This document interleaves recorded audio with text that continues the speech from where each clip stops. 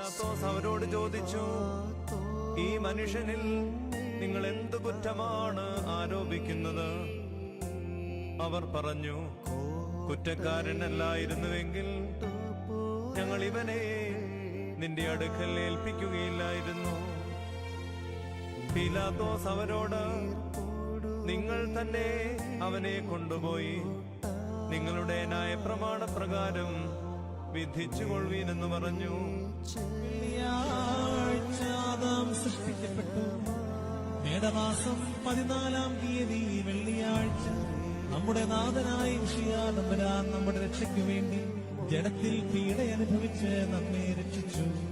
വെള്ളിയാഴ്ച മിശിഹാ തമ്പുരാൻ ആദാമിന്റെ മക്കളായ അശുദ്ധരിൽ നിന്ന് തുപ്പലേറ്റു.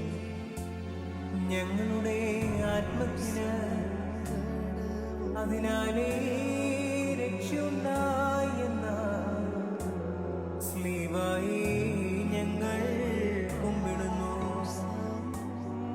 മശിഹാ